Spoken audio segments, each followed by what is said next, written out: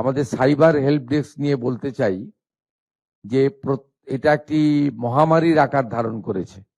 কার্যত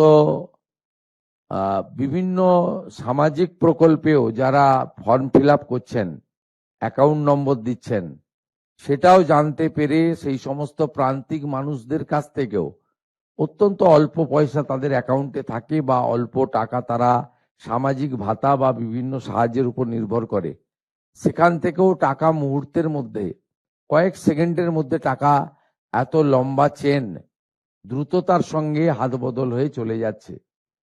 এবং আমি প্রতি সপ্তাহে জনতার দরবার করি, কিছু মানুষের সঙ্গে আমার দেখা হয়। প্রত্যেকবার জনতার দরবারে আমার কাছে বয়স্ক মানুষরা, অশীতিপুর মানুষরা তারা আসেন।